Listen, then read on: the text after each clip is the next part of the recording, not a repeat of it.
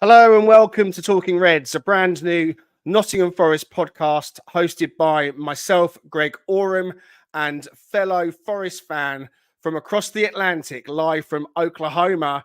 It's Richard Spray.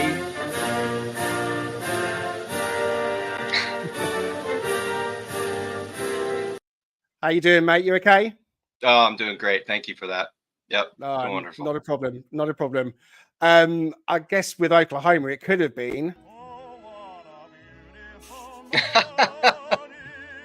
But enough of that. Anyway, let's move on. Right. So there are lots of Forest podcasts out there making brilliant content and providing all sorts of commentary on the team, the results, the performances, and all the other off-field shenanigans, of which this season there has been plenty. Now, our hope is to provide viewers and listeners with something slightly different, bringing the voices of the fan base to each episode by having an ever-changing guest list join us live on the panel to air their views and opinions on not just the first team, but also the women's team, under 21s, and the wider Forest community as well. If you've got something to say on Nottingham Forest, no matter how maverick or controversial, then this could well be the perfect podcast for you. Speaking of perfect podcasts, that takes me nicely into introducing our very first and definitely very, very special guest.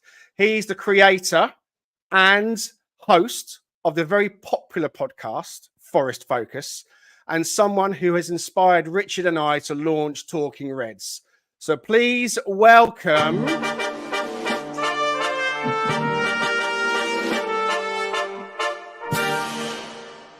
the one and only, it's Matt Davies. How you doing, Matt? I don't know how to respond to all this fanfare. I'm very well, thank you. No, you've got better graphics than me, better music. You've got a lowercase e in your logo, which I like. So it's all very professional. I'm very impressed. A very good start. Good to be with you. Thank you so much for joining us. You have inspired us. People that are watching will perhaps recognize my name and Richard's name. We're always in the comments on Forest Focus. We've followed your journey. We're so thrilled to have you. But I think it's important to say to anyone watching that we're not Forest Focus and we're never going to try and be like you and what you do at all. This is, if anything, it's a bit of a homage to you and what you've done. You've inspired us, and I was fortunate enough to be invited onto your podcast a couple of times, and that kind of really got the juices flowing. And it was really good to kind of have you agree to come on and join us. It feels like you're giving us a little bit of your blessings, so thank you so much for that. I want to also touch on Forest Focus. This week for you just seems to have been super crazy. The guests you've had on have always been really strong, but it feels like you've gone up another level this week, Matt. I absolutely loved the work that you did in speaking to those three fans at Everton, West Ham and Spurs about the stadium. I thought that was such a great piece. Then you had Henry Winter on, who is like the creme de la creme of journalists in the UK. I think he's brilliant. And then you topped it off with Harry Toffolo, which Richard and I were speaking before we came on. We just were blown away. And he's a great guy, and he came across as a great guy. And, you know, well done to you. A real feather in your cap for those episodes and for those guests you've had on. We're not going to talk about the stadium move potential in this episode. Following this later on tonight, Richard and I have pre-recorded what we're going to call our companion episode. So there'll be another episode coming out later that goes with this first one, the one with Matt Davies. So maybe you'll check that out as well. We'll get into the stadium and a few other things on that later. But Matt, what we want to do firstly is have a chat with you about you. And actually it's your turn to be in the spotlight. So tell us your own background and your own Forest story, because we're dying to hear it, mate. We do this on our member streams, which you've been on, and everyone's got a more interesting one than me. Mine isn't that interesting.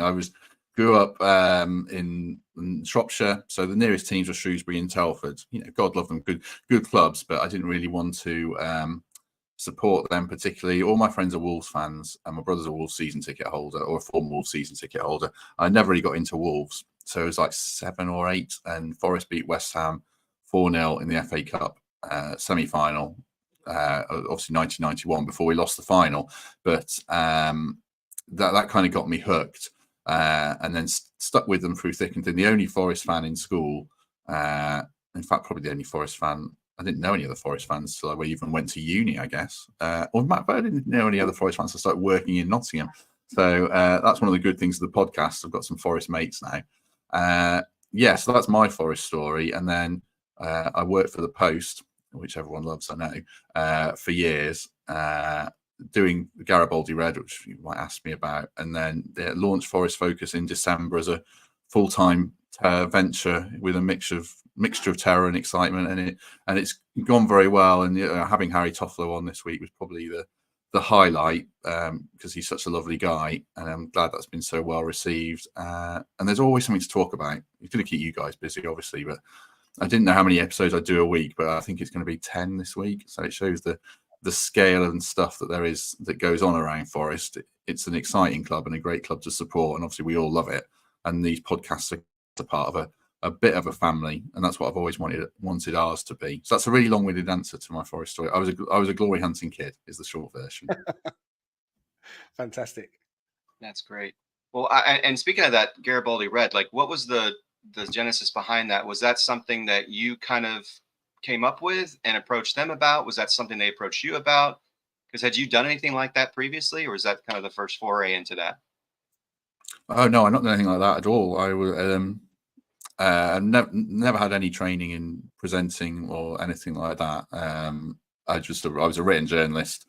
I covered cricket and ice hockey, Panthers ice hockey for years. So I had to learn a whole new sport pretty much. And then people who know the local press know how much it changes. That's a catastrophic rate. And there was another restructure, and a former boss who's a lovely guy said, do you want to do a Forest podcast? Because I wanted to do it for a while, and podcasts were getting more and more prevalent. So yeah, and that's how I kind of stumbled into it. And it wasn't meant to be what it became. I think I wanted it to be like a weekly interview show with former players, and then you soon found out that people also, or actually prefer just to talk about current stuff and match stuff and get to know the people and the face on it. And it kind of just evolved into getting mates on and then doing it a couple of times a week. But it wasn't my day job. My job wasn't the podcast. My job was social media editor for Midlands Football. So it wasn't just Forest. It was every club from Villa down to, dare I say, Derby. I was posting on the Facebook page for those clubs. But the podcast got bigger and bigger, and I wanted to evolve it. And there was an opportunity to move on at the end of last year. And so I kind of just grabbed it, but also kind of not safe in the knowledge that I had literally no other plan. I've got no other skills. I mean, I've only worked as a journalist since 2006. If I had to find something else, I had no idea what I'd do. So it was all eggs in one basket, and hopefully it pays off. So when did it become apparent that podcasting was something that you did want to focus on full time? And so was it just because it had grown so much that it kind of took over? Yeah, I think so. I mean, once it gathered momentum once we weren't rubbish. So probably when we started winning games under Cooper, I think it really picked up then. We launched it at the start of the pandemic, just before. Obviously, we didn't quite know. I think it was when we beat Leeds 2-0. I think that was one of the first games we did, and that was one of the last games with fans, I think. So it turned out to be a terrible time to launch it. We recorded it in like a broom cupboard in the office, and one of the fringe benefits of such an awful time for the world was that we ended up working from home and doing it remotely on the platform that you guys are doing it on. And because you can do it from home, it's much easier to get guests on, saying you don't have to travel. You can do it from your kitchen, or do it with the phone on your lap if you're Gary Birtles and stuff like that. So it snowballed. And it was more fun than my job. I don't really have a job now, do I, doing what I do? So it evolved in a controlled way, as most things do in life. You just kind of ride the wave and see where it takes you, I think is the not plan that it's always been. So talk to us more about that decision to go it alone. How did you, with Forest Focus, that is, what kind of happened around that time? How did you make that decision? Because it's quite a big step, isn't it? And what did it mean for you as a family, for example? Well, they were making cuts at work, so that was the primary thing that I wanted to strike out and go for it. I've been in the same job effectively. I think I started covering sport in 2007, so I travelled up and down the country doing games. I covered a non-league club, which I mentioned a couple of times, Nuneaton, for about 6 years, and that was like a fantastic cutting your teeth area. I don't know if you guys or the people watching, if they watch non-league football or follow it, I mean, it is like the Wild West of football, the stuff that goes on. So you learn a lot very quickly there as a grounding. And then I was doing cricket and ice hockey, and I was working every weekend under the sun. Basically, it was 1 out of 2 weekends when I wasn't covering matches towards the end of my time in my previous job. And I think with younger kids, and who are growing up, they'll be starting senior school next year and stuff like that. And you just want to be around more. And my wife my wife was quite happy for me to move on, even though there is a risk behind it. But I felt, and I think I knew that there was enough cynically, there was enough of a business case to make it work. If it all comes off and everyone came with me, and I was lucky that all the people that have come with me, because football's nothing without the fans, as Jock Steen said, and the podcast is pretty lame if it's just me. So it revolves around the people I'm with every week, and I had to expand and bring a few more in, like yourself coming on a couple of times, Greg. But if you pick the right people, then it works, and I think that's been the biggest factor in Forest Focus. Yeah, definitely.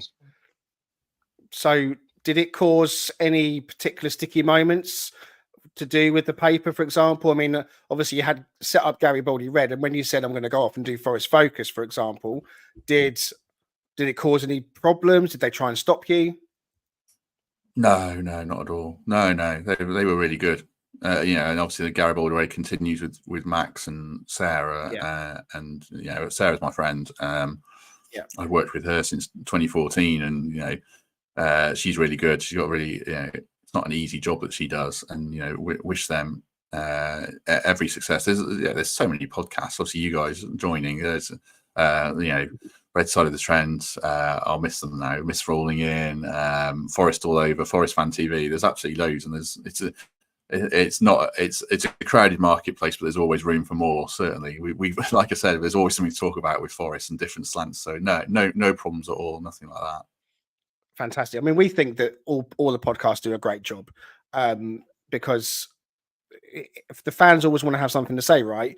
One thing I think I love, and I know Richard feels the same, is your kind of regular panel on Forest Focus is really strong as well. So I call it your team. So Temps, Greg Mitchell, Mikey, Emily Fletch, Gary, Lewis Prutz coming on, and also Mark Southern, who's been a really good asset for you, Statman. So how did you kind of assemble everybody? I mean, I know it's probably happened over time, right? But bit by bit, it seems to have all come together. How do you run your rota with those guys? And is it a question of who's available and who can do what? Oh, yeah, because we record in the daytime a lot. So I work around them and ask them what they can do each week. Temps to do the Mondays and stuff like that. That's how, it's put together quite flimsily and kind of on the fly on a Thursday or a Friday, basically. I think Greg was the first one who joined through Forza. And I knew Temps had worked at the cricket club, so I knew him in my old job. And Mikey was a mate of Paul Taylor, who works at the Athletic, who recommended him. So I only knew Temps beforehand. So they were the kind of original three as we got promoted. And then I think Emily came in through, because she's obviously on East Midlands today, so she's a good talker. Because you obviously want people who are going to be interesting, and I think those guys are.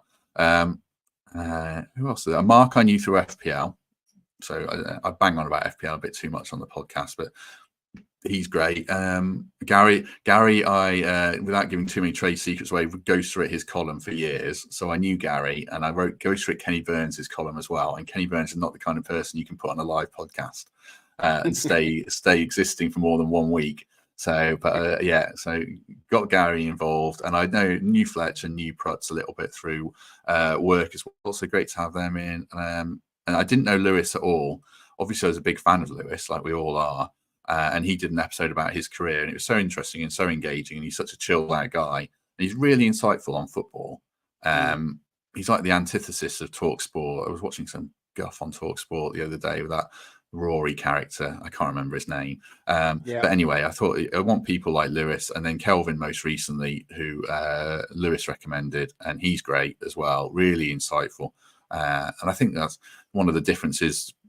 One of the things that sets us out, kind of the USP, is getting the ex-pro insight, that kind of the things that we missed as myself, Greg, Mikey, Temps, Emily, Pete Blackburn as well, who's been really good.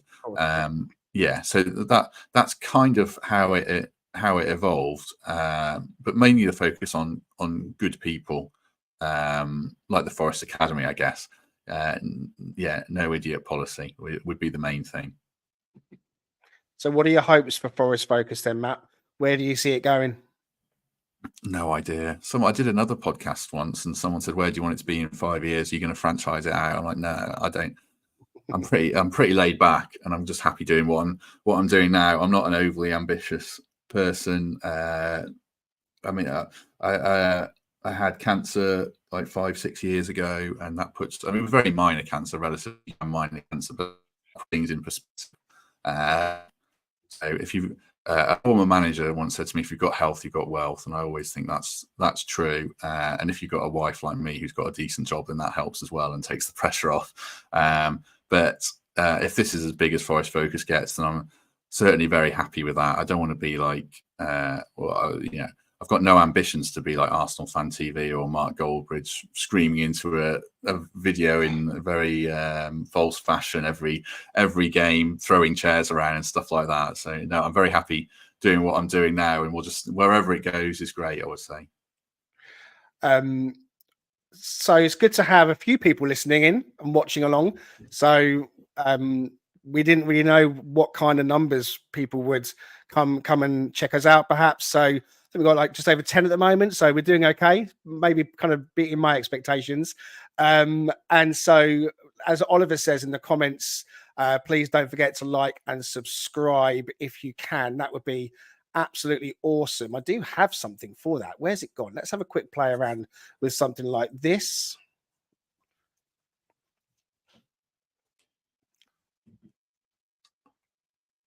We need to work on getting something behind the slides. Those are good. Someone's been busy on Canva or something like that. I don't know. Is that you, Richard, or not? I don't know. That's me. Good. Yeah. Richard's been busy. we did have one from Jimmy as well. So thanks to Jimmy at Nottingham Forest for, he's just awesome. I know he did a couple of caricatures, tunes of you and Mikey that went out. So he's been absolutely brilliant and supportive. So thanks to him. Also, as well, we wanted to have a real chat about Forest, which is effectively why we're really here. So thinking about the season we've just had, Richard, what were your hopes for the season as we went into it back in sort of August last year? Where do you think it went wrong, and how are you feeling going into the final game on Sunday? Yeah, I mean, I'm probably one of those in the camps where you're pretty certain it's over, right? We're safe, but then at the same time, you got that horrible nagging sort of feeling about things, because we've obviously seen some disappointments in the past. But for me, it was always about a progression from last year. I mean, it's probably not much of a revelatory statement, but yeah, it was just seeing us inching our way up that table, and part of that for me especially was seeing Taiwo continue that form and transitioning into the season, right? Getting from a 10 goal guy to more of a 15 to 20 goal guy, which we all saw. We all thought that was coming. So I think for me as a hope, it was having that presence up front that we thought we were going to have. And so that kind of leads into where I was like, oh, this really started to go downhill to a degree once he got injured early in the season, right? Which I don't think he played against that first game against Palace. And so from that point forward, and then you obviously the point, like we always talk about this at work, we talk about the change curve and that depressive point, right? It had to be Everton. That's where I think it just completely derailed in my mind. I don't know what I was watching. I know Matt obviously spoke quite a bit about it, and that was probably one of the most difficult post-match podcasts that he's done. Poor Mark and poor Chris and others who have had to endure these disappointing outcomes, and try to speak on it in a relative element, a level of positivity. But yeah, I thought that's where it was. And thinking about that, it makes me think of, if you guys are familiar with that movie, Christmas Vacation, where, everything's going wrong. And he basically says, look around you, Ellen. He's like, or he says, worse, how can it get any worse? Look around you, Ellen. We're at the threshold of hell, and he's like, that's where I thought we were at Everton. And then you fast forward to the next week, and then it's Fulham, and it's completely sabotages, I think, what was such a positive feeling about, especially about Steve Cooper coming into the season and what we could become, with his kind of, overseeing that growth of it as a team. And, obviously we brought in a lot of transfers and so forth, which made things a little bit muddy, or a lot of new players. So that's where I kind of was. I was really hoping to see something that elevated Tywell, elevated just the overall play on the pitch clearly, and then got us to that mid-table sort of area that we were all kind of pining for. And it just never happened. And it especially went downhill when we sort of hit that Everton moment. And it just seemed like something was missing. Something was just not right. And that's generally where I was, and unfortunately that's led to, good grief, one of the most stressful things. It shouldn't be the most stressful thing in my life, because it's football, but because I've got 5 kids. So I think I've got a handle on stress. Yeah, but that was it for me. I just really thought, oh my goodness, we're going to be in a battle. It's just coming. We're just going to be at that sort of fringe place with relegation for the rest of the season. And so we started the season with Steve Cooper, Matt. Where do you think it went wrong for Steve Cooper? Do you think it was possibly his style of play? Did the overcautious approach eventually prove to be his undoing? No, I think he should have stuck with the overcautious approach. He might have still been in a job, really. As is the thing of the football club, I think I said this yesterday, we tried to make very rapid steps, and we really tried to change the style of play pretty quickly. If you remember, we just beat Chelsea away with a really good performance, and then we ripped up the formation and went to 4 at the back against Burnley at home, which is fine because you would expect to beat Burnley at home anyway. All due respect to them, but then ends up with his first game, build a team around him. Worrell and McKenna at the back, who I don't think can play as a 2 in the Premier League. So that was one example. And he had a lot of new players, and he went away from his players that were his players, like Brennan left, people like that. Ryan Yates did Ryan Yates start all the early games? I'm not sure, but it felt like a different team, and I don't think he quite managed to meld it into that kind of unit that we had at the start of the season. And I don't think it rapidly unraveled. I think it slowly unraveled, and then the thread was pulled at Fulham away, and there was probably no way back after that. I know he soldiered on for Spurs and Wolves, but that was probably where it went wrong. I didn't mind the style of play. That counter-attacking football was pretty thrilling in the right games and the right environment. And we did have good wins. When you think of Villa at home, we played really well in that. But I think it did get to the situation.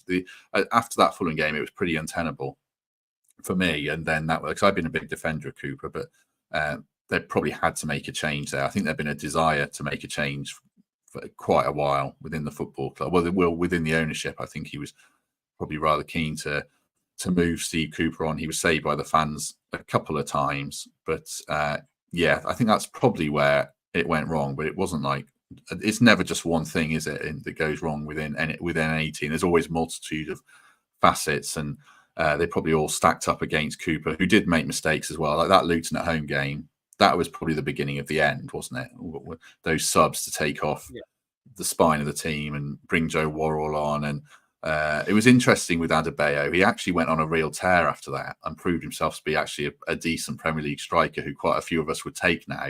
But I think to that point, he did absolutely nothing.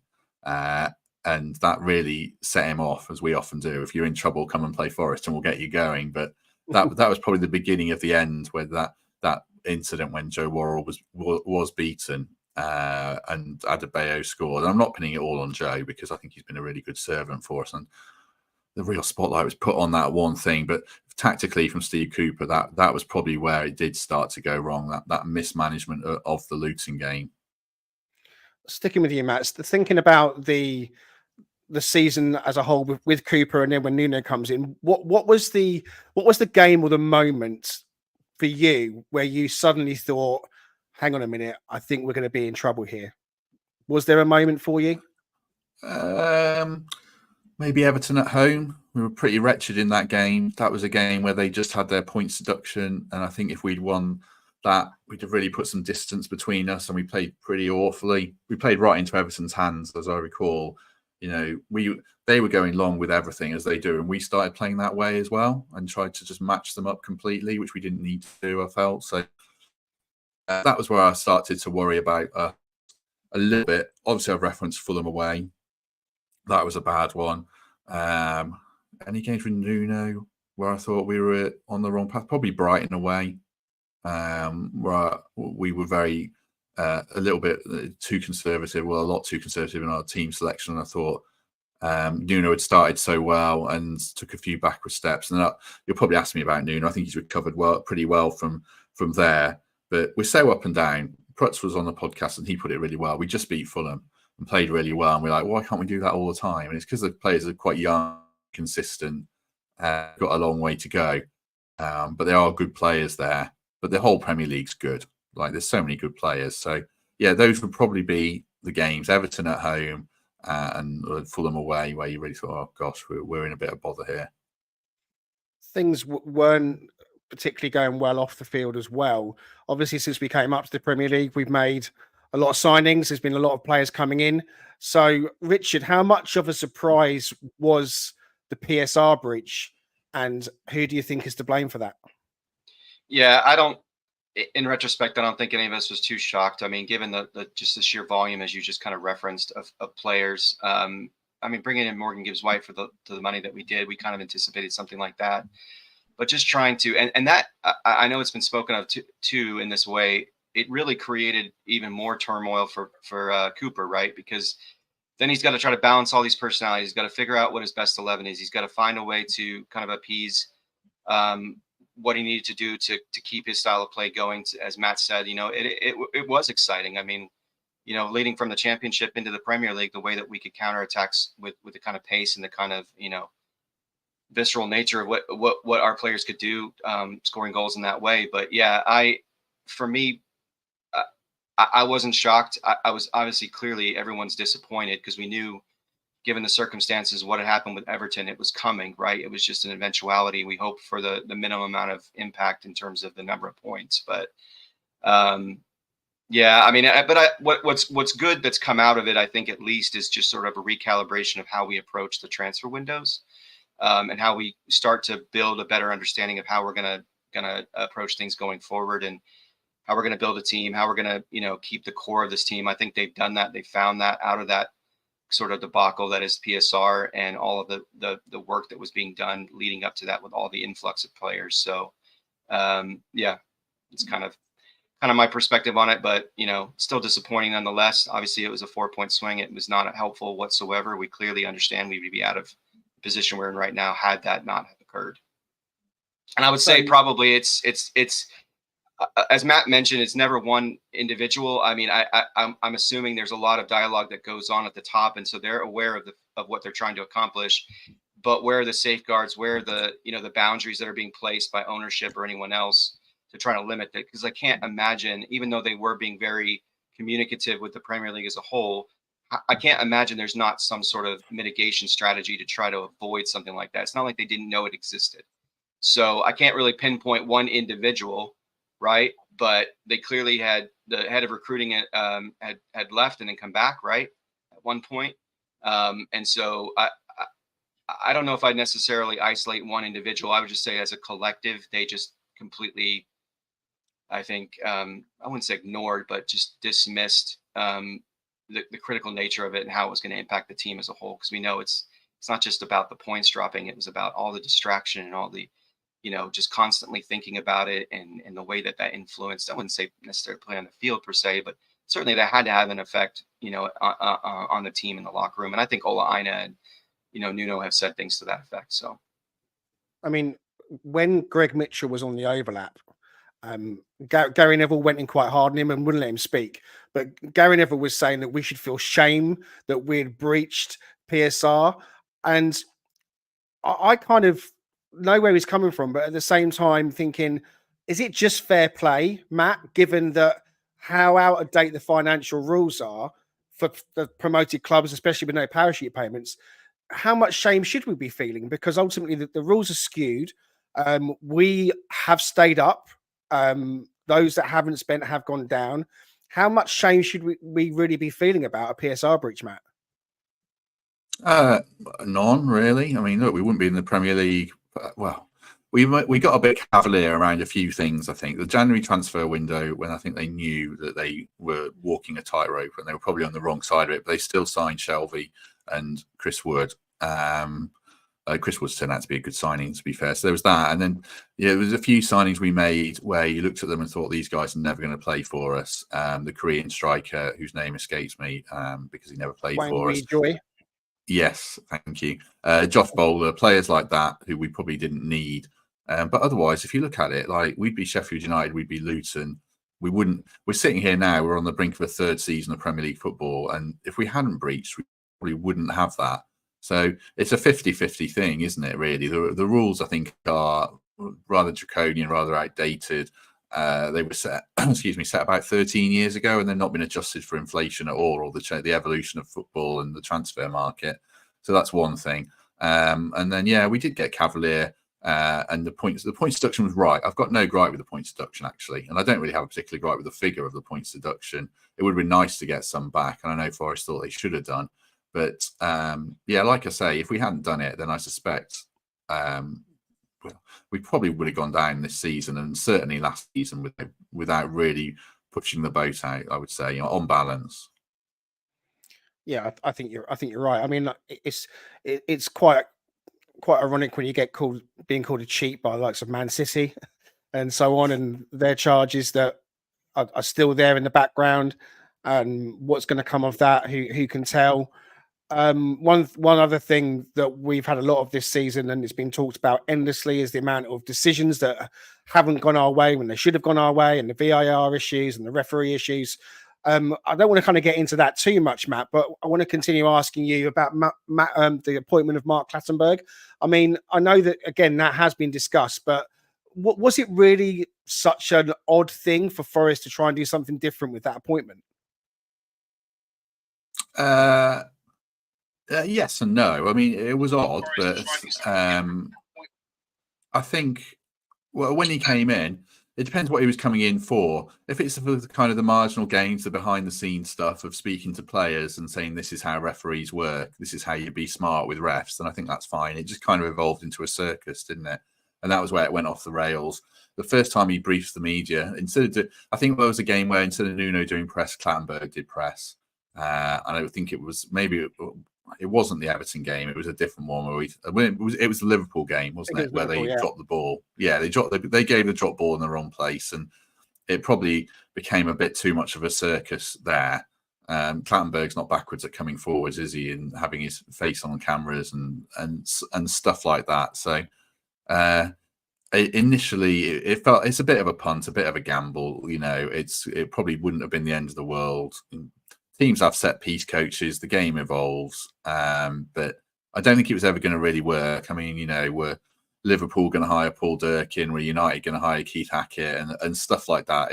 But I don't think it was as bad as people said initially. But it descended into the inevitable conclusion, I think, after a while that he went. So lots of players coming into the club, but also something that wasn't really talked about in the wider media is the amount of players going out of the club as well. And a lot of those have gone out on loan. So he was mentioned earlier, Richard. Is there any way back for Joe Worrell? Is there any way back for Emmanuel Dennis or any of the others, but specifically Joe Worrell for next season? Strictly from what he does on the field perspective, I would say no, just because I think we've all determined at this point he's not going to meet that level of play. I think in terms of his history, obviously as an academy player, being from the area, trying to be a champion for what Forest wants to be in the future. I'm sure there's elements of that he can contribute to, right, in a really meaningful way. But at the same time, I just don't think he's got the capability to. I mean, clearly against the Luton match, he didn't help the situation, right? I mean, he was participant in that being a draw. So I don't think he's going to enhance our ability to get better at set pieces or anything like that. For sure. Yeah, I just don't see it. How that pans out in terms of what we do with him, I don't know. I mean, they don't want him back at Besiktas, right? They not going to take him back or keep him permanently. So not sure from a financial standpoint how we deal with that. But as far as like those like Emmanuel Dennis, I mean, for me, that was one of the most frustrating signings that we had the first year of the Premier League, because the talent's there. It just never seemed to materialize on the pitch. And so that being similar to Joe, I think Dennis is probably a little bit more along this, that spectrum or the meter of a Premier League player, but still I wouldn't say he's going to enhance our team in any way, shape or form. So for me, both those guys are probably out. I'm curious to see. I think there's a number of other contracts. I think when I calculated, it's, if you get rid of all these ones that are either expiring or the ones who've been on loan, we're looking, in excess of £20 million that we get back. So, yeah, I just don't see it. I can't see them coming back and having any meaningful playing time and even being some sort of depth, if you want to call it that. What about you, Matt? Do you think there's a place for Joe at the club still? Not really for the good of his career. I mean, I suppose if next season, I suspect Murillo won't be here, but certainly if he is, then he's a starter. Willy Bolly will probably stay and maybe be a starter. Omar Deli's ahead of him. So you get into the stage where Joe's fourth or fifth choice defender. I do think there's a lot of value in having the strong characters around, like Ryan Yates and Harry Toffolo. You need people like that in a dressing room, because dressing rooms can go to hell very quickly when results go wrong. So yeah, we shouldn't lose sight of that as a valuable attribute. People probably underplay that, I think. But Joe Worrell isn't going to want to play 10 games a year when he's in the prime of his career. For him, he'd be better going to a top-end championship club or a promoted club and, trying to reset and restart there. The Besiktas move, I mean, I've said this before, players don't really go to Turkey sick, do they? Experience. I know he scored a good goal. He's probably had a great time there, but no, not for me, and not Dennis either. I was going to have a quick look if he's actually done much for Watford. The last time I looked, I think he played 10 games and scored 1 goal or something in the Championship. He didn't fit under Cooper's style. Maybe he fits more under Nuno's, because it's a little more front-footed. But yeah, he's not going to get in ahead of Callum Hudson-Odoi if he's fit, and he's not going to get in ahead of Elanga. And if we're going to go out and buy a versatile forward, unless we're completely skint, then I would think we could probably do better than Dennis, and we recoup what we can on him. I think it was about 10 to 12 million we spent. What we're going to get back for him. That's the problem with a lot of these players, like O'Brien, what we're going to get back for him. Matt Turner, Vlachodimos. We're going to have to take a hit on a lot of these players. And we can't, I don't think we'll be able to do it quickly enough to escape another FFP problem without necessarily selling a Gibbs White or a Murillo. But I don't know about that. We all become amateur accountants, don't we, during these times? But it's not that straightforward, I would say. I think I saw somewhere this morning that possibly Sheffield United might be coming in for Joe Worrell, which seems like it could be a good fit for him. I think I agree. I miss Joe as a leader and obviously for what he did for the club and being part of that promotion team. But I think I agree with both of you that in terms of being on the pitch, he's just not at that level that we really need if we're going to go forwards. I think we are going to lose Murillo, and so we need to really be focusing on bringing in a strong centre-back. Felipe's retiring as well. So that's definitely a position we need to look at. I think that the overriding main position this season, though, has been the managerial position at the club. And with Nuno coming in, Matt, I know that you've spoken this week about him staying, and you've kind of been on the fence at certain times, but now you're probably more in the camp of that he should stay. And I know Henry Winter was talking quite warmly about him as well. I mean, how much leeway should Nuno be given? Because he came into a team that was in a proper slump at the time. Then he lost significant players to AFCON. We've had those points deductions, the VAR decisions or referee decisions that didn't go our way. I mean, is there an argument for keeping Nuno, Matt, do you think? Oh yeah, massively. I think I think so. I mean, I know results haven't been great, but it depends how much stock people put in underlying numbers. But our underlying numbers are actually really good. I think our style of play is better. The results haven't been what we'd want. He hasn't taken the team forwards in terms of points per game, but I think the arguments probably revolve around the bad hand he was dealt.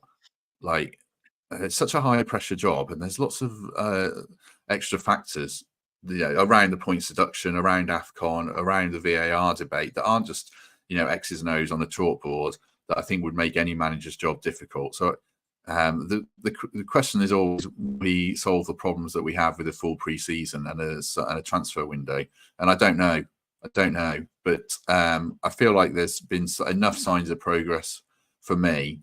And I think with a pre-season, I'd like to see him get a pre-season, because I worry about changing manager at a time when we're going to change key players in the squad. If we lose a Gibbs White or Murillo, that fundamentally changes how we play, especially Gibbs White. So do you want to have all that churn and all that change again at the start of another season when we're trying to build? So my mindset, maybe conservatively, I don't know, is to stick with Nuno and give him time, unless there's someone amazing out there who would want the job.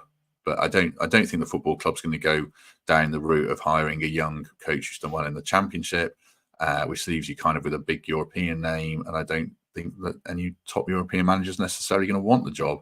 So, yeah, for me, I would like to see Nuno stay. But I do respect the doubts around him, like I referenced team selection at Brighton and substitutions against Luton, where we drew and stuff like that, where you can fairly question the way he manages games as well. But you probably get that with any manager, don't you? I think, unless it's really like the top managers, like the way Postecoglou plays his football. I would have loved Postecoglou, who's been our manager at one stage, but he's very one-dimensional, and Spurs fans started questioning him. You get that with every manager. So, yeah, for me, I would stick. I know you're more on the fence, Greg, and I know Mikey. Well, you're probably not on the fence, and I know Mikey's not on the fence, but it's not an easy debate, but that's where I am on it. Yeah, I mean, I said after the Crystal Palace match that I was on with you in the post-match analysis that I was really upset and angry, because I really felt like we should have won that game as well. And I was looking at our fixture list thinking, there's only so many winnable games here that we're really going to get 3 points in. And I know that you can't go into any match thinking, well, that's a banking 3 points and we're going to lose that one. But I really felt the Palace game was one we should have won. So I was really angry. And I said that I had made my mind up, that I didn't want Nuno to be the manager of Forest next season, whether we stayed up or went down. I wasn't calling for his head that day. I said I wasn't particularly bothered. I think I was being a bit flippant. But I did say at the end of the season, I want him gone. Obviously, there was still a batch of matches to come. And I said that really because, like you just touched on, I was really frustrated with his decisions with team selection. Niakate at left back against Aston Villa didn't work. There were the substitutions, like you mentioned, that he's made, and sticking with Origi time after time. Although he did improve, he still was benching Callum Hudson-Odoi and Elanga. And it was just a bit of a head scratcher for me. And I was really unsure that he was getting his decisions right. And so I was basing my judgment on what he does as a manager. And so it wasn't anything to do with Steve Cooper. So before anyone thinks, oh, you just want Steve Cooper back, that's not it at all. I loved what Steve Cooper did for our club, but the timing for him to go was probably there. And Nuno has come in definitely under pressure because of all the off-field stuff that I mentioned. But I think if I'm going to make an argument for a managerial change, it is based on the fact that his in-game management hasn't been the best. The only reason why it's as close as it was or still is at the bottom is because we've been just as poor as Luton. Luton haven't won any games. People have talked about Luton hanging in there and look at how good they've done. They haven't done well. They've lost game after game after game, and we've just failed to pull away. Even with a -4, we're going to stay up, which just goes to show how bad all those three were. And I know that it might sound a bit harsh on Nuno to say, look, you've cost us, but I think he really has cost us points. So if you want me to make a decision here and now, I would say make a change, because I look at Brighton going back a few seasons. when they made a change and got rid of Houghton, who had done a good job, people were saying, oh my goodness me, what are they thinking of? Why would they get rid of Chris Houghton? It caused quite a stir.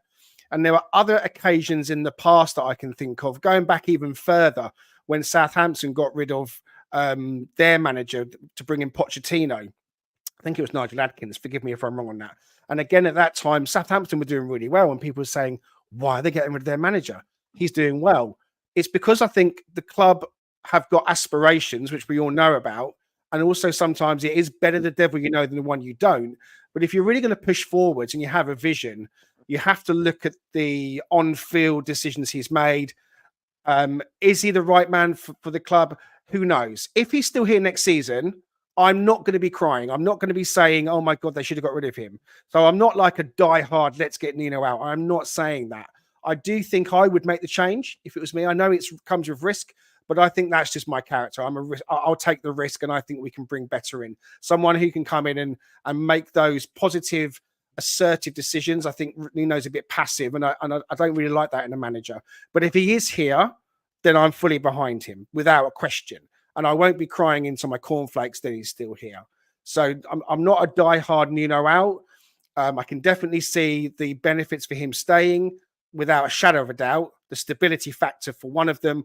And who knows, give him the benefit of the doubt. It may well be that he's got to know the club, the players, he's learned from his mistakes, and he'll be better next time round. So, you know, I'm on the side of let's change manager, but I'm only just on that side now, as opposed to being completely and utterly over on that side.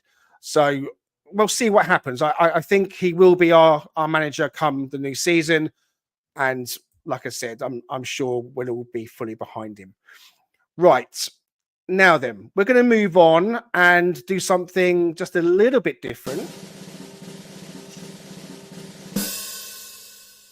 The lightning round. Yeah, if you're a Friends fan, hopefully you'll enjoy this, Matt. Yeah, just in honor of the late, great Matthew Perry. And as we are unashamed Friends fans, as you could probably see by the title of our episode here, we're going to do a lightning round. So you got 5 minutes, 10 questions. Get through it as quickly as possible, get a little bit more insight into you, but we'll go ahead and kick it off. So first question. What was your first Forest match live? West Brom away, the year we got promoted back. So for Frank Clark's first season, West Brom away, we won 2-0 and Collymore scored both goals. Oh, brilliant. That was better than the first match I went to. It was Luton 1-1. It's pretty a snooze fest, but favorite Forest player of all time? I think it comes down to who you've seen live, doesn't it? So, I didn't see so much of Pearce and Collymore. Probably Collymore was so exciting to watch. He was the player we all wanted to be as kids, just running through everyone and smashing it in. I really enjoyed watching probably Andy Reid, who I saw more of for his kind of, the John Robertson-like version with that magic left foot. So if I had to pick someone I've really enjoyed watching, mostly it would be Andy Reid. I do think if Morgan Gibbs-White sticks around, and for a younger generation of fans, then Morgan Gibbs-White is going to be, the most popular answer if he stays for 3 or 4 years. But yeah, for me, Andy Reid, I'd say. Oh, brilliant. Thank you. Question number 3. What player in Forest history would you like to see on the current squad? Good question. Stuart Pearce came straight into my mind there, just for leadership. Nous, never give up. Not taking any prisoners. I think we were a little bit of a soft touch in games. So Stuart Pearce would be the one that came straight to my mind. Yeah, whenever I was thinking the question, same thing. That intensity, right? That will to win, I guess. Yeah, we need that. Great answer. Question number 4. Your favorite away or third kit?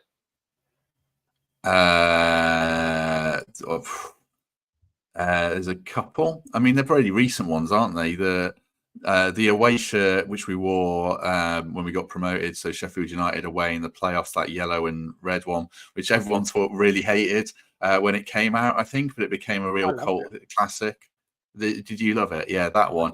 And then I really liked as well. This is another recent one, but the 90s school bus seat one with I think was it last season's third kit or the season we got promoted third kit. That was really good as well. I know they're quite recent, but they were the first ones that came into my mind. That the yellow and orange one that looked like the safety stewards, bib that they wear, whatever the term would be. That was the one that I thought of. I'm sure there's better answers, but being a lightning round in honor of friends, I'll go with the first thing that comes into my mind. I like that you're embracing the spirit of this. Thank you. I was a big Friends fan. I've seen every episode, probably more than once now, as you have to do these days. I think it's an annual thing for my family, running through all the episodes. What is your favorite Forest moment or memory? So question 5. I mean, there's a few obvious ones, like the Sheffield United penalties and Wembley and stuff like that. But a few more personal ones. I remember we beat Derby 3-0 at home in the 2002-2003 season. I think it was put the nail in the coffin for John Gregory, and I thought that was when we really peaked under Paul Hart. I think Marlon Harewood scored twice and Johnson got the other goal. I can't remember, but we massively wiped the floor with them. I know we've had other big wins against Derby, but that's the one that springs to mind. And then the Man U game this season, that was the first. I took my kids have been to other games, but they were too young. I took them too young.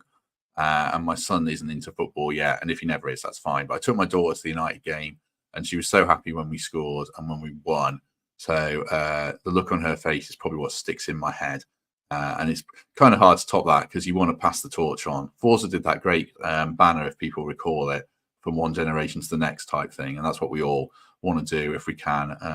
If you've got 5 kids, Richard, you've got a good chance of doing it if you can get them over here. But that was the look on her face when the final whistle, or when Gibbs White scored the winner against United. Yeah, that's brilliant. If you weren't a Forest fan, so this is question number 6. If you weren't a Forest fan, what club would you support? It probably would have been Wolves, which probably isn't a popular answer now. We've got a rogue rivalry with them just revolving around Gibbs White. But like I said, all my mates are Wolves fans. And I used to go and watch Wolves a bit if I wasn't watching Forest. And they're a really funny crowd. They'll just turn on the team. They're a very angry crowd. But it was good fun going to those games and watching them. So, yeah, it would be Wolves, I think. Yeah, we got the weird rival, but now we're kind of aligned with our distaste for and hatred for VAR. So got that going. You know, the pioneers against VAR, certainly. That's right. All right. Question number 6. You're required to spend one day with a fan from a team you despise. What team would that be? Oh, gosh. Probably like someone really inoffensive who's just probably quite nice and pretty chilled out about their football. So like a Shrewsbury or something like that, a nice club that potters around in League One, between League One and League Two. Not another Premier League fan or someone who's got something to crow about. Like I mean, some of my friends are Villa fans as well, but I don't want to spend a day with them hearing about how Unai Emery's revolutionised their club. So, and I don't want a misery fest of someone who's tumbling down the leagues or dropped into the National League or something like that. So just a nice, inoffensive chat about football would be good. So something like Shrewsbury, where I grew up. Oh, that's great. I love that answer. All right, next question. Apart from Cloughie or Cooper, who is your favorite Forest manager? We've had a couple of ex-Forest managers on the podcast, so I get to know them a little bit. I mean, Paul Hart is a lovely guy, and I had so much admiration for that team. So I met him in person a couple of times. Very imposing guy. He is really nice. Frank Clark was really funny when he was on. He kept talking over temps repeatedly, thinking all the questions were for him. So that was good fun. Who else have I met that I really liked? O'Driscoll was interesting. I mean, that was on the former podcast, interviewing him and talking about that. I'm speaking from the lens of meeting these managers, aren't I? If I was being a manager who I really enjoyed watching the team. I mean, O'Driscoll's team played good stuff, didn't they? They were quite good fun. So I would probably say one of them, but it would be. I mean, I love Steve Cooper. Can people see behind me? I've got a signed Steve Cooper thing there from my birthday, and he signed that for me, so that was really nice. But yeah, one of those guys that I've mentioned, I would say. Fantastic. In the interest of time, we'll just kind of jump through it. What is the one thing you would give up? So this is the final question, for a year that you see as essential to your life to see Forest win the Premier League. So things like, would you be willing to drink tepid water or lukewarm water for a year, and that's all you can drink? Something like that. Oh yeah, I could do that. Yeah, I was thinking something like give up my phone or something like that. I couldn't do that. Well, I would. You would do, wouldn't you? But yeah, your life revolves around your phone now. So You're going to give up something that's going to hurt you, Matt. What would it be? I would give up any and all subscriptions to TV. I don't have a Fire Stick, so yeah, all my subscriptions to Netflix, Amazon, Sky Sports, anything like that. Yeah, I'm sure there's better answers. Yeah, I would give up my phone, even though it's got everything on it, just to see us win the Premier League. If I can have it back after a year and I can work out how to live life without an iPhone, then yeah, I give up my phone. Yeah, I don't think I could do that. Well, thank you for being the first participant for our lightning round, and again, grateful to have you on as a Friends fan too, and enjoy that. So appreciate that. Thank you.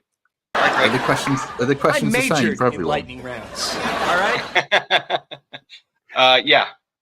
Yeah, the same questions that go out on each episode. So everyone will answer better than me, so I'll watch to see what they can come up with. It's brilliant.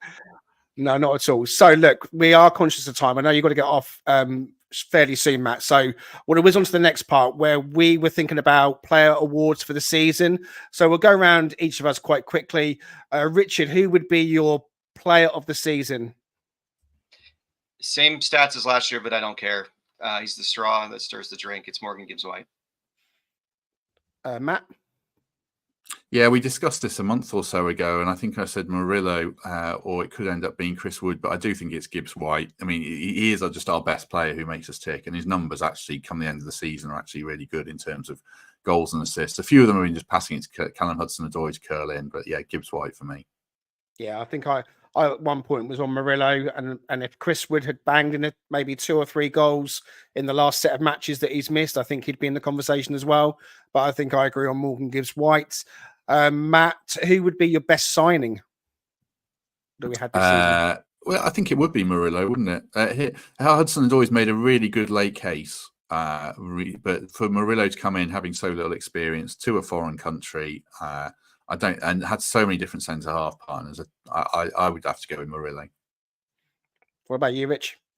Oh, it's Callum Hudson-Odoi for me. I just think Murillo's fantastic, obviously, and everything that Matt just said, but yeah, just the way he's impacted the season at the late in the season, he's really made a difference for us. So I'm going to go with Callum Hudson-Odoi. Yeah, I think I'm with Matt on Murillo. I think the impact he's made has been quite dramatic, considering that where he's come from as well, with no prior real first team football, with a handful of matches. So I think the impact he's made, and I also think for the future money he's going to earn us, the sell-on is going to be huge. So I think he would get it from me. Most improved player this season, Richard, who do you think? Well, in honor of we're right here, the St. David flag in the background, I'm gonna go Nico Williams. I think he's just been amazing, and he's like, I think Matt's touched on this in other episodes too. Is just the transition and how he's played defense has been absolutely essential for us. So yeah, I'm going Nico. Matt? Yeah, I did try and think of other alternatives, and I'm sure there are some, but it's hard to argue past Nico. For the struggles he had last season defensively, I think he's made great strides, and if he's not our right back at the start of next season, we must have someone really good. So yeah, Nico for me. I think so too. I can't think of anyone apart from Nico, to be honest with you. Matt, who would be your biggest flop of the season? I gave this some sort of Vlachodimos because he was signed. He was signed to be the number one, really, wasn't he? It wasn't really going to be Turner. He got the CV. He played him for in the Champions League a lot for Benfica, and he'd been the number one for his country. So I didn't really know what to expect of him, but I didn't expect what we got. So yeah, Vlachodimos for me. And what about you, Richard? Yeah, I'm going another goalkeeper. As much as I am ashamed to say this, living in America, Matt Turner has been a disaster. So I'm going to go with Matt Turner. I can't really argue with either of those because I agree completely. But the person I would go for would be Sangare, because the fanfare he came in on, the price tag he came in on, the chase that the club put up for him, he just hasn't got going. I think there's the chance that he can come good still. I hope he's given the chance. I did say on on another podcast I did with a certain Matt Davies that I thought Sangare. I was done with Sangare as well. I made these kind of sweeping statements, don't I, sometimes? But it's quite emotive after a match. But I was done with him. I think he's a good player there, but he has been the biggest flop for me. But in mitigation, he's had an injury or two, and he had AFCON, so he'd still get the award. Unfortunately, final one, Matt. Who is your unsung hero from the Forest team? I didn't read that question, so now I'm thinking on the fly. Probably Chris Wood, I think. There was so much onus on Chris Wood when Taiwo got injured. If Chris Wood hadn't scored those goals, and I know he missed a lot of chances later on, but if he hadn't scored those goals, at Newcastle away and other games, then I think we would have got relegated. So, yeah, Chris Wood for me. Richard?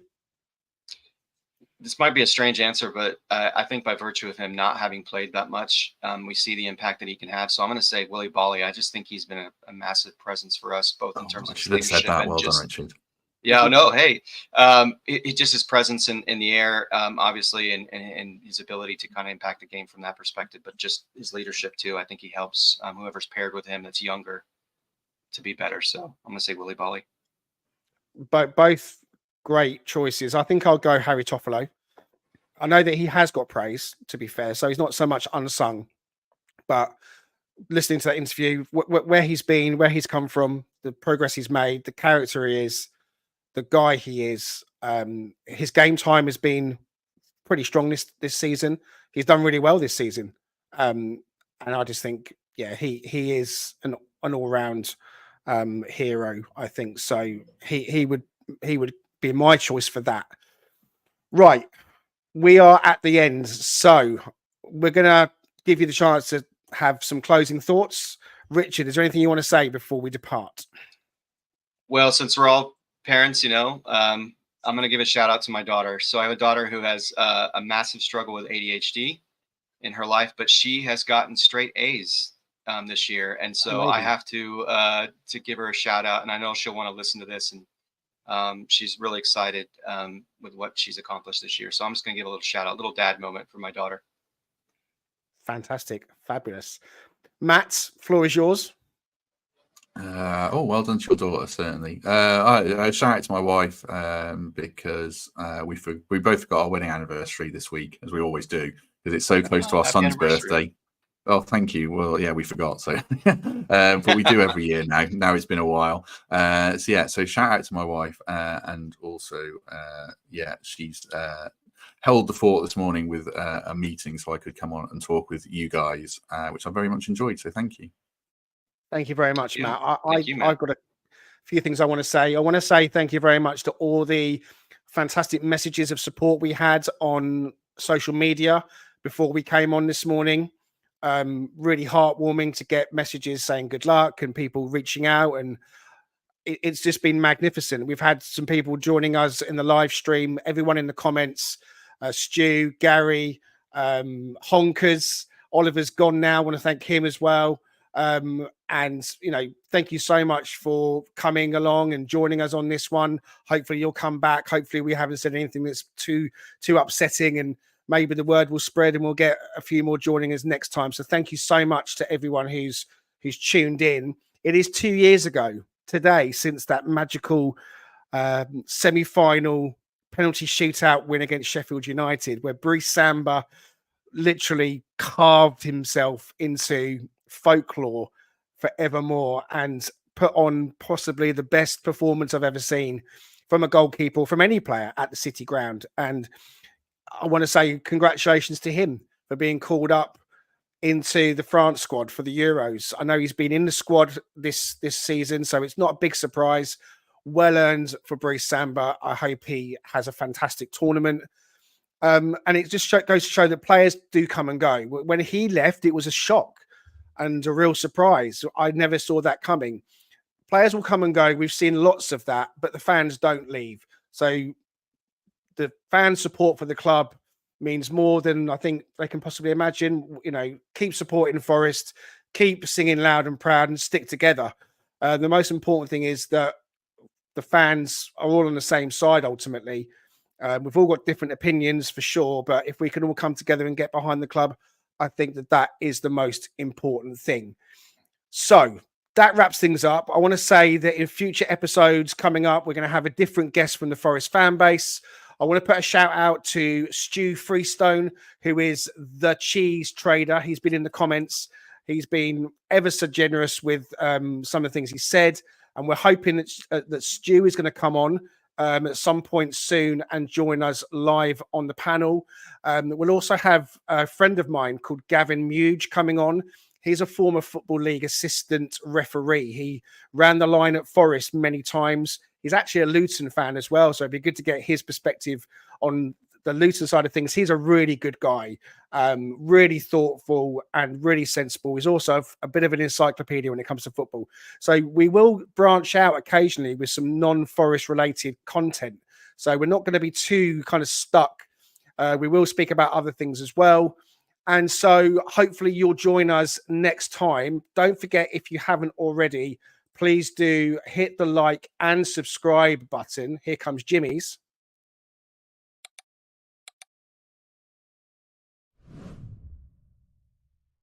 There you go. Please do hit the like and subscribe. I think that's what we're supposed to say, isn't it, Matt? That's the professional thing. It helps. And find us on Twitter. Come and interact with us. If you fancy joining us as a guest, then you'd be welcome. We're going to be looking for people. We're going to be hitting Twitter and going into the fan base and inviting people on. If you've got a different opinion, if you've got something you want to say, then come on and say it. But in the meantime, Richard, thank you very much. Thank you. Thank you, Matt, very much. Appreciate it. Great to meet you. Matt, thank you very much. Thanks, chaps. Very much enjoyed it. Thank you. And thank you very much. We'll see you next time.